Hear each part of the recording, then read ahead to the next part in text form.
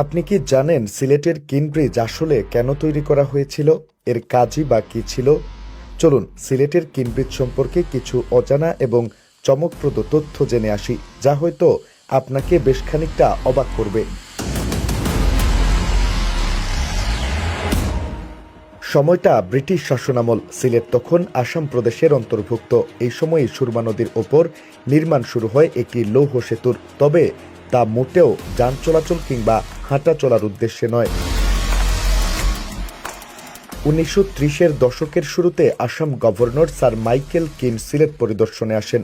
সেই সময় সুরমা নদী পারাপারের জন্য শক্তিশালী কোনো রেল সংযোগ ছিল না। গভর্নর মাইকেল কিনের স্মৃতির প্রতি শ্রদ্ধা জানিয়ে এবং তার সিলেট সফর যাতে সহজ ও আরামদায়ক হয়, অর্থাৎ তিনি যাতে সরাসরি রেলে করে সিলেট শহরে প্রবেশ করতে পারেন, সেজন্যই আসাম বেঙ্গল রেলওয়ে কর্তৃপক্ষ 1933 সালে ব্রিজটির নির্মাণ কাজ শুরু করে। ভাবা যায় কেবল একজন ব্যক্তির জন্যই ব্রিটিশরা এত বড় এবং শক্তিশালী একটি সেতু নির্মাণ করেছিল। তবে কেন এত বড়, এত শক্ত একটি সেতু? এর মূল উদ্দেশ্য কি ছিল? এই সেতু নির্মাণের মূল উদ্দেশ্য ছিল সিলেটকে রেলপথে আসামের সাথে সংযুক্ত করা বা ট্রেন চলাচল, এবং তৎকালীন আসাম গভর্নর মাইকেল কিনের যাতায়াতকে সহজ করা, সেই সাথে সিলেটের চা শিল্প, পণ্য পরিবহন ও প্রশাসনিক যোগাযোগ সহজ করা, সুরমা নদী পারাপারে একটি স্থায়ী ও নিরাপদ রেল সেতু তৈরি করা। অর্থাৎ এই ব্রিজের প্রথম পরিচয় ছিল রেল সেতু, কোনো পদচারী সেতু নয়, যা 1936 সালে সর্বসাধারণের চলাচলের জন্য খুলে দেওয়া হয়।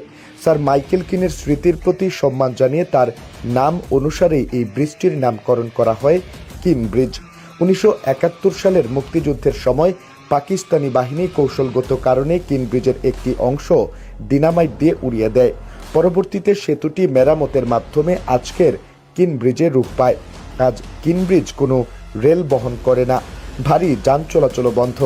এটি এখন বাংলাদেশের দীর্ঘতম পদচারী সেতু, যা এখন সিলেটের ইতিহাস, ঐতিহ্য আর আবেগের প্রতীক। যে ব্রিজ একসময় রেলপথে সিলেটকে যুক্ত করেছিল আসামের সঙ্গে, আজ সেই ব্রিজ যুক্ত করেছে সিলেটের মানুষকে তাদের ইতিহাসের সঙ্গে।